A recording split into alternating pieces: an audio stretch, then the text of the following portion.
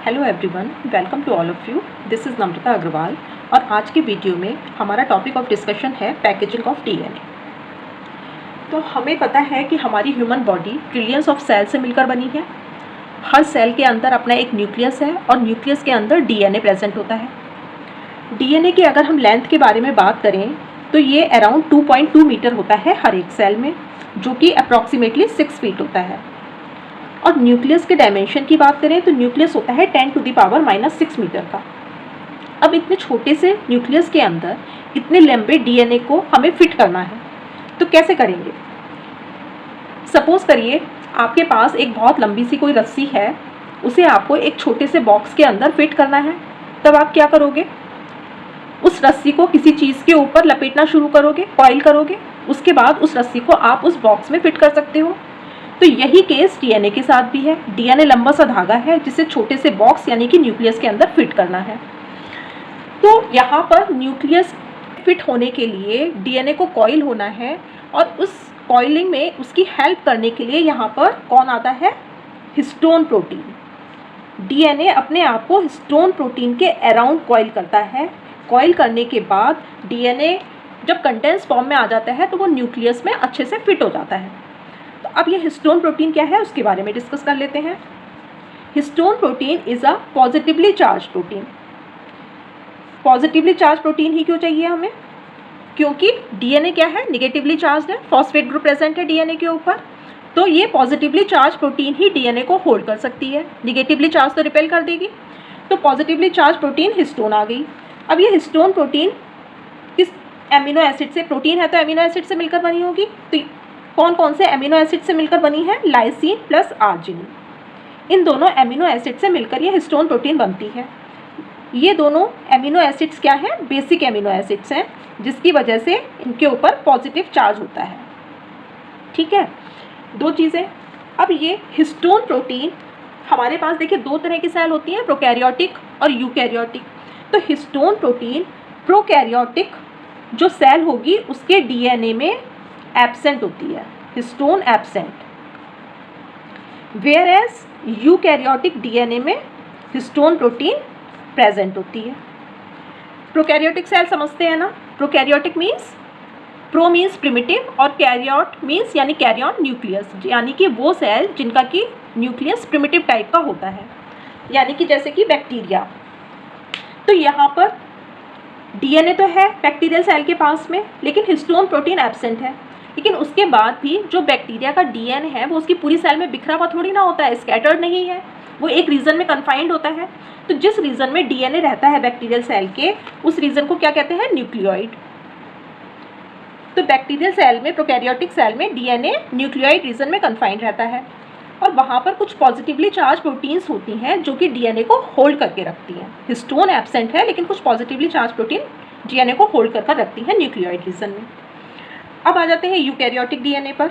Eukaryotic DNA की packaging जो होती है वो कॉम्प्लेक्स टाइप की होती है और हमको इसी को डिटेल में पढ़ना है, यूकैरियोटिक डीएनए में किस तरह से डीएनए अपने आप को पैक करके रखता है। तो अब हम जान लेते हैं कि हिस्टोन प्रोटीन आखिर होती क्या है, इसका क्या स्ट्रक्चर है। Structure of histone protein. Histone protein एक कॉम्प्लेक्स है जो कि 5 सब यूनिट से मिलकर बना होता है। 5 सब यूनिट्स होती हैं इसमें, जिनके कि क्या क्या नाम है हम देख लेते हैं।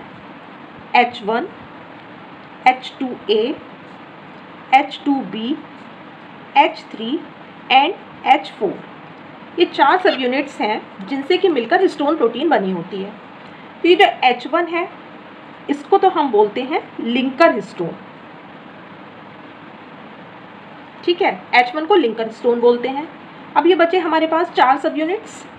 ये 4 सब यूनिट्स आपस में मिलकर एक ऑक्टामर की फॉर्मेशन करती हैं। देखिए 4 है ना यहाँ पर, तो चारों की 2 यूनिट्स मिलती हैं। 2 units of each united to form a histone octamer. ठीक है, अब ये हिस्टोन ऑक्टामर बनता है और इसी के चारों तरफ डीएनए अपने आप को कॉइल करके रखता है। कैसे? स्ट्रक्चर बनाकर देखते हैं। देखिए हिस्टोन ऑक्टामर कैसे बनेगा, जैसे कि हमने ये एक सर्कल बना लिया। इसमें अब क्या है, H2A, H2B, H3 and H4, ये 4 तरह की सब यूनिट्स हैं और सभी के 2 सब यूनिट्स हैं, एक एक नहीं है, हिस्टोन ऑक्टामर है तो हमने दिखा दिया ये 2 सब यूनिट सबकी प्रेजेंट हो गई, यानी कि टोटल 8 सब यूनिट हैं। तो ये क्या है, हिस्टोन ऑक्टामर। हिस्टोन ऑक्टामर के चारों तरफ डीएनए अपने आप को कॉइल करेगा। अब हम इसको डिटेल में बनाकर देख लेते हैं। देखिए अब यहाँ पर हमने बना दिए कुछ हिस्टोन ऑक्टामर को हम बना लेते हैं और देखते हैं कि इसके ऊपर डीएनए अपने आप को कैसे कॉइल करेगा और ये जो लिंकर हिस्टोन है ये कहाँ पर यूज़ होगा। तो अब ये हिस्टोन ऑक्टामर्स हैं, इनके ऊपर अब डीएनए आया, डीएनए अपने आप को कॉइल करेगा, जो मैं रेड से बना रही हूँ। इस तरह से डीएनए की इसके चारों तरफ कॉइलिंग होगी, इस तरह से, ठीक है। इस तरह से डीएनए हिस्टोन ऑक्टामर के चारों तरफ कॉइल किए हुए हैं अपने आप को। अब देखिए जो हिस्टोन ऑक्टामर के चारों तरफ डीएनए है और 2 हिस्टोन ऑक्टामर्स के बीच में भी डीएनए है, और 2 हिस्टोन ऑक्टामर्स के बीच में ये जो मैं ब्लू से बना रही हूँ ये क्या है, ये लिंकर हिस्टोन है। This is known as linker histone, this is histone octamer.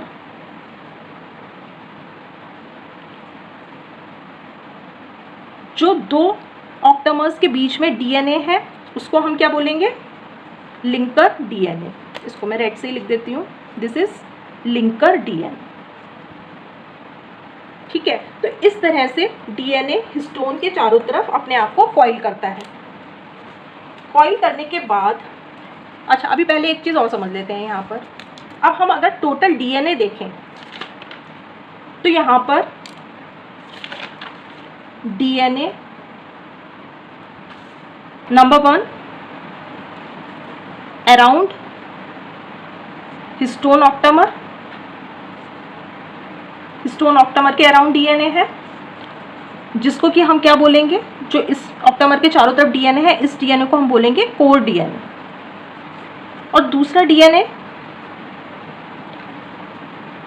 Between 2 histone ऑक्टामर्स, 2 histone ऑक्टामर्स के जो बीच में डीएनए है उसको हम क्या बोलेंगे, लिंकर डीएनए, ठीक है।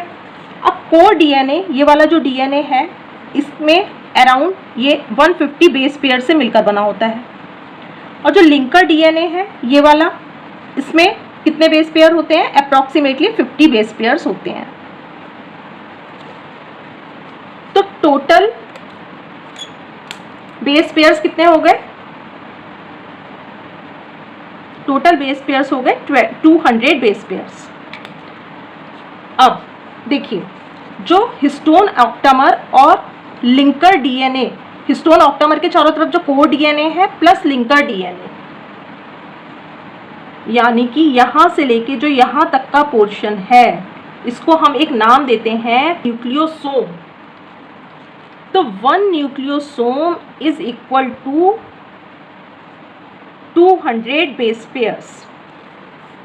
समझ में आया? हिस्टोन ऑक्टामर के चारों तरफ का डीएनए और लिंकर डीएनए को आपस में जब हम जोड़ देते हैं तब ये एक यूनिट बन जाती है जिसे कि हम न्यूक्लियोसोम कहते हैं।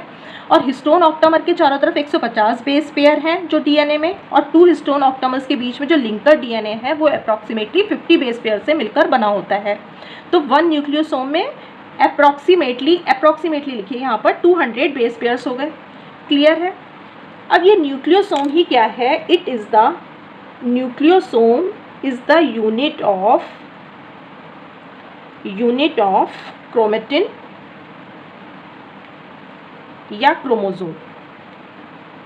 यानी कि हमारा जो क्रोमेटिन मटेरियल है या क्रोमोसोम है वो किससे मिलकर बनता है? न्यूक्लियोसोम के मिलने से बनता है। अब हम इसके स्ट्रक्चर्स को देख लेते हैं कि किस किस तरह से कॉइलिंग होगी। जैसे कि देखिए पहले क्या है, डीएनए, ये डीएनए है विदाउट हिस्टोन प्रोटीन्स, ठीक है।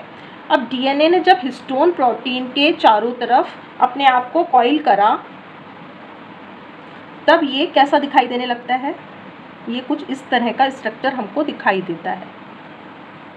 ठीक है, ये हिस्टोन ऑक्टामर समझ लीजिए और बीच में क्या है, लिंकर डीएनए है। तब हम इसे क्या बोलते हैं, क्रोमेटिन। और ये क्रोमेटिन जो है हमको दिखाई देता है मोतियों की माला के जैसा, इसको हम बोलते हैं बीड्स ऑन स्ट्रिंग स्ट्रक्चर। अब क्या है, अब इसे फर्दर कॉइल होना है, क्योंकि हमें बहुत छोटी सी जगह में इसे फिट करना है, तो ये कॉम्पैक्ट करता जाएगा अपने आप को। तो अब ये इसमें फिर से कॉम्पैक्ट करेगा अपने आप को, यानी कि इसके अंदर कंडेंसेशन की प्रोसेस होगी और वाटर रिमूव होता जाएगा इसमें से। तब ये और ज़्यादा कंडेंस होके फिर हमको कैसा दिखने लगेगा, और कंडेंस फॉर्म में हमने इसको बना दिया।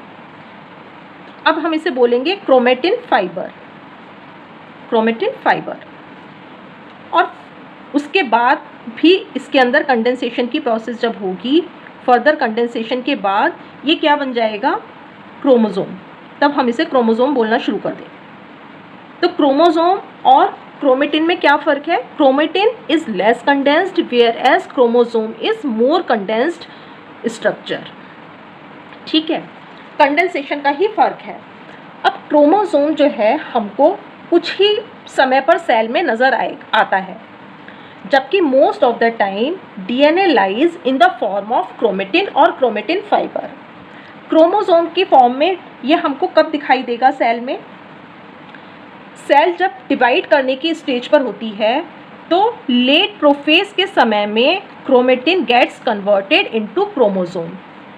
इन लेट प्रोफेज क्या लिखेंगे यहाँ पे, chromatin gets converted into chromosome, यानी कि कंडेंसेशन की प्रोसेस हो रही है और क्रोमेटिन क्रोमोसोम में कन्वर्ट कर रहा है अपने आप को।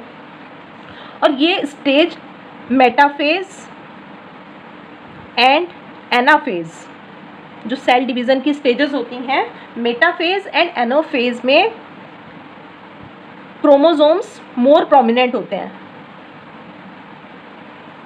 मेटाफेज एंड एनाफेज में क्या होता है, क्रोमोसोम हम अच्छे से देख सकते हैं जब हम माइक्रोस्कोप में देखेंगे, और rest of the time DNA है क्रोमेटिन के फॉर्म में सेल के अंदर रहता है।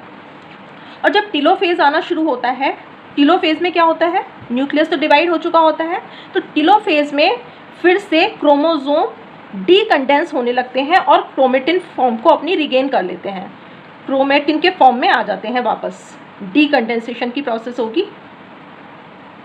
ठीक है, तो टीलोफेज में ये फिर से क्रोमेटिन के फॉर्म में आ जाएंगे। ठीक है, तो इस तरह से क्या है, डीएनए की पैकेजिंग होती है।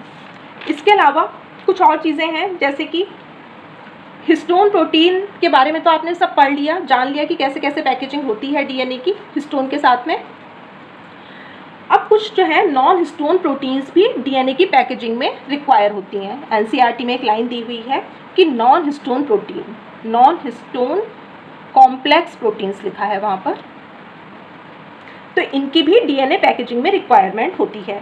इनका क्या काम होता है, नॉन हिस्टोन क्रोमोसोमल प्रोटीन्स का, ये जो डीएनए ने अपने आप को कॉम्पैक्ट करा है हिस्टोन प्रोटीन के साथ, उस स्ट्रक्चर को मेंटेन करने में ये हेल्प करती हैं।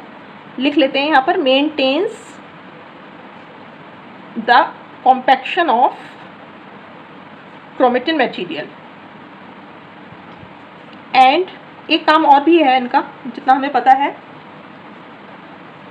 And involve in regulation of DNA replication, regulation of DNA replication. जिस समय डीएनए का रेप्लिकेशन हो रहा होता है तब उसको रेगुलेट करने में भी इनका रोल होता है। ठीक है, नॉन हिस्टोन प्रोटीन्स के बारे में थोड़ा सा जान लिया हमने।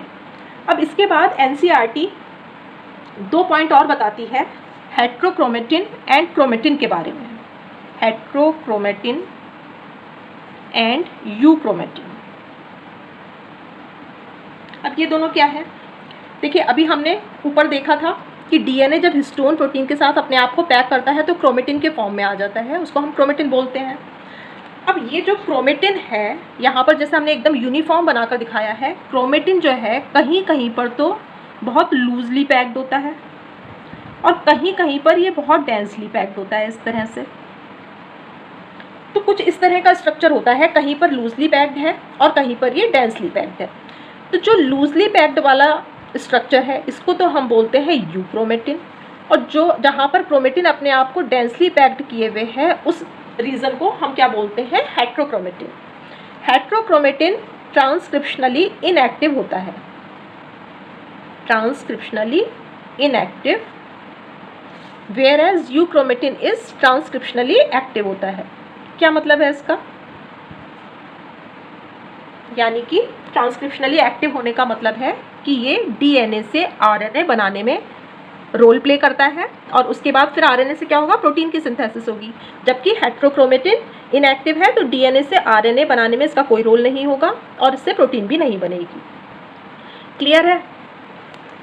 तो ये तो हमने सारी चीज़ें इसमें कवर कर ली।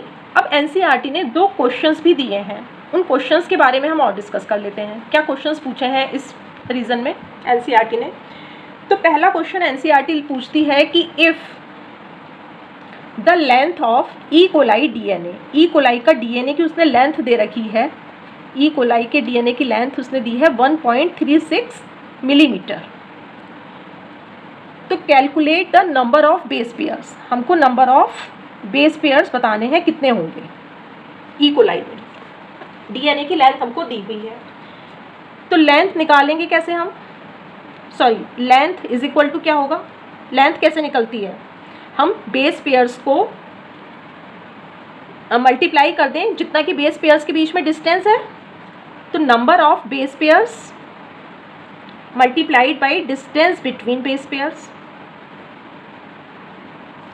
नंबर ऑफ बेस पेयर्स हमें निकालने हैं। बेस पेयर्स लेंथ हमको दी हुई है 1.36 मिलीमीटर में दी हुई है यहाँ पर, तो इसको क्या करेंगे हम पहले कन्वर्ट कर लेते हैं यहाँ पर मीटर में। तो इज इक्वल टू क्या हो जाएगा? 1.36 इंटू 10⁻³ मीटर में हमने इसको कन्वर्ट कर लिया।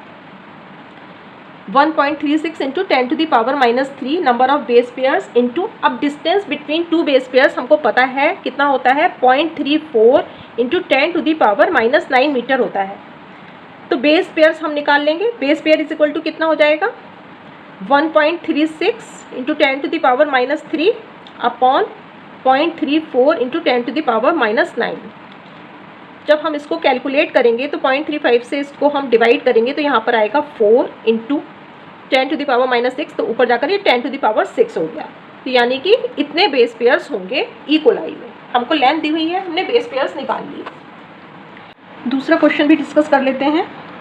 दूसरे क्वेश्चन में पूछा है एनसीईआरटी ने कि नंबर ऑफ न्यूक्लियोसोम्स पूछे हैं, नंबर ऑफ न्यूक्लियोसोम्स